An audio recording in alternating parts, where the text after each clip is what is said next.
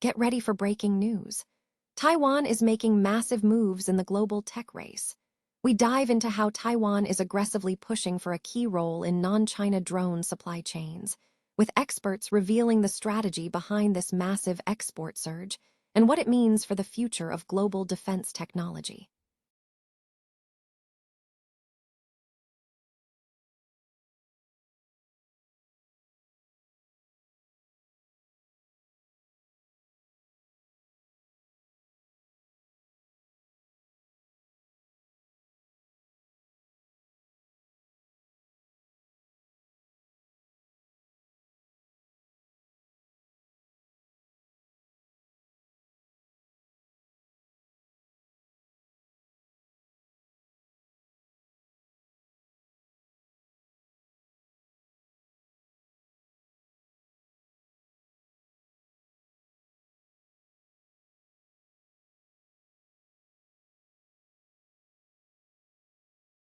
On Iran, the Strait of Hormuz, and critically, the delicate situation surrounding Taiwan. Finally, we analyze the strategic shift in U.S. policy, focusing on how President Trump's muted response to Xi's Taiwan Red Line signals a dramatic change in approach, and what this means for Taiwan's crucial semiconductor dominance and the evolving geopolitical balance of power. Stay with us for the full breakdown. Taiwan is aggressively positioning itself to become a central player in the emerging non-China drone supply chains, capitalizing on global efforts by Western nations to diversify their reliance away from Chinese manufacturers due to cybersecurity and supply chain vulnerabilities. Exports of finished drones to Europe surged dramatically, growing over 40-fold in 2025, reaching 107,433 units, and continued this upward trajectory into early 2026, with first-quarter exports already surpassing the entire 2025 total. This strategic pivot is driven by the recognition that Taiwan's strength in semiconductor manufacturing, high-efficiency production, and its reputation as a democratic partner offers a unique opportunity beyond traditional contract manufacturing or OEM roles.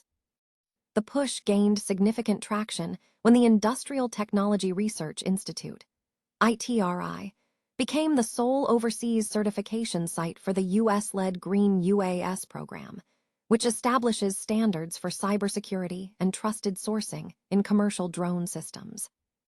However, experts caution that success requires more than just hardware capabilities. ITRI Chairman Wu Tsunsong noted that drones are complex systems combining chips, communications, and software, and Taiwan currently trails the US and Europe by approximately 2 to 3 years in software and system integration. To bridge this gap, ITRI is focusing on building domestic alliances linking drone, electronics, semiconductor, and inspection companies with overseas startups. In response, the government has significantly increased investment, allocating NT $44.2 billion, US $1.4 billion, over 6 years for drone infrastructure, research, procurement, and cybersecurity certification. This funding supports testing facilities in southern Taiwan and key technologies like flight control software and satellite chips, alongside plans to procure 50,000 drones for public sector use in areas like disaster response and infrastructure monitoring. Beyond industrial policy, Taiwan is integrating drones into its broader geopolitical strategy. The Ministry of Foreign Affairs Drone Diplomacy Task Force aims to leverage drones similarly to its semiconductor diplomacy, seeking to position Taiwan as an Asian center for democratic drone supply chains. This initiative seeks to connect Taiwanese manufacturers with overseas demand, acting as a crucial matchmaking service for foreign companies. Despite these efforts, Taiwan faces intense competition, particularly from the low-cost offerings of Chinese giant DJI. Industry analysts warn that the window for Taiwan to establish significant influence is closing, emphasizing that if global specifications are set prematurely, the country risks being relegated to mere OEM or ODM work. Taiwan is launching a significant package of family support measures aimed at reversing the nation's declining birth rate. Premier Cho, Yongtai announced a broad plan, including expanded parental leave and housing tax incentives, as part of the government's strategy to foster a more family-friendly environment. The core of the new policy is the introduction of a 0 to 18 full support framework covering childbirth, child-rearing, and education. This comprehensive plan is slated for cabinet approval on May 28. Key components of the proposal include extending parental leave eligibility to parents of children up to 6 years old, an increase in subsidies, reduced financial burdens, enhanced workplace flexibility, and expanded caregiving services. Furthermore, the government plans to introduce housing tax incentives for families raising children and review regulations pertaining to marriage, maternity, and paternity leave. Premier Cho confirmed that the administration has assessed the fiscal capacity to support these measures, though final details are pending cabinet review. This announcement follows proposals from the opposition Kuomintang Legislative Caucus, which had previously suggested measures such as fully subsidized national health insurance premiums for children aged 0–6, NT $20,000 in childcare subsidies every 6 months for this age group, and a monthly child allowance of NT $5,000 for children aged 0–15. Cho emphasized that public policy should be judged on comprehensive planning rather than just spending amounts.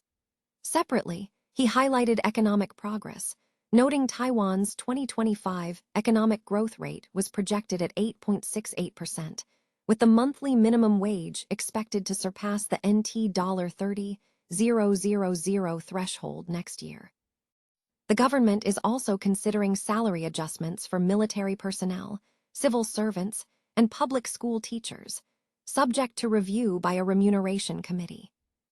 To ensure long-term economic resilience, Cho has directed agencies to draft a comprehensive bill supporting the transformation and upgrading of small and medium-sized enterprises and microenterprises.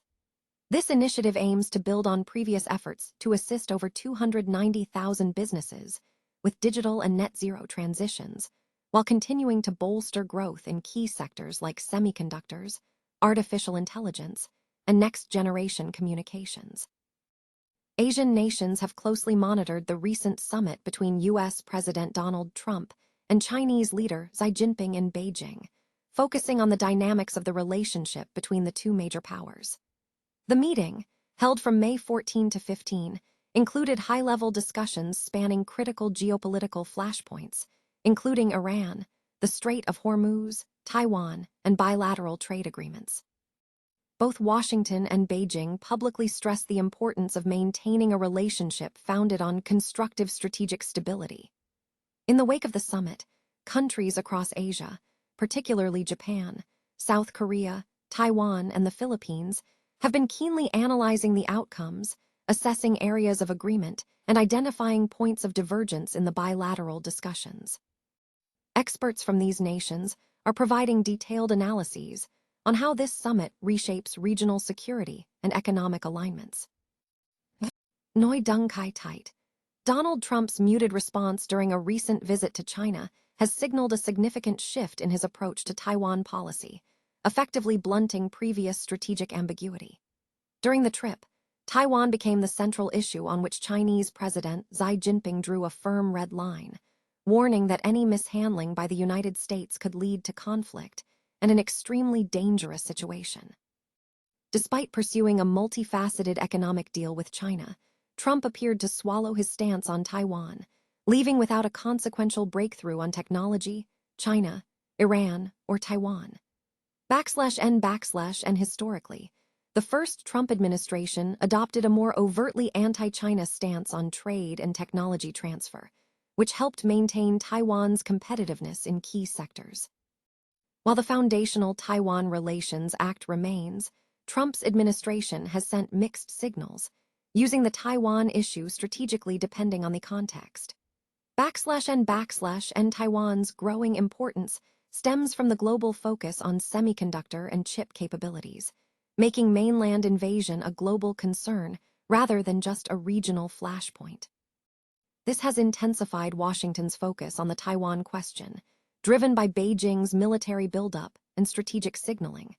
\N under Trump's first term, the policy maintained a commitment to Taiwan's defense needs, including increased arms sales and the introduction of the Taiwan Travel Act, suggesting a willingness to use Taipei as leverage. However, the second administration introduced greater strategic uncertainty. Sweeping tariff policies complicated the U.S. position, framing Taiwan's defense as a quid pro quo for semiconductor advantages, with Trump even suggesting Taiwan should pay the U.S. for defending it from China. \N despite legislative efforts like the Taiwan Assurance Implementation Act, policy fluctuations have kept strategic ambiguity alive, while simultaneously allowing China room to maneuver, particularly as Trump focused on other geopolitical theaters. This uncertainty leaves Taiwan on tenterhooks, especially given China's increased military preparedness, evidenced by recent drills simulating a response to a U.S. nuclear attack in the Taiwan Strait. \N furthermore, personality-driven policymaking and internal disagreements within the administration, such as differing views on Taiwan's existential importance, have complicated strategy. A recent protracted conflict with Iran forced a postponement of a summit between Trump and Xi, allowing China to capitalize on the distraction by inviting KMT leader Chen Liwen to Beijing, thereby increasing pressure on Taiwanese President Lai Ching-te. Overall, Trump's recent actions suggest a calculated effort to pursue an economic modus vivendi with China, potentially at the cost of clearer strategic assurances for Taiwan.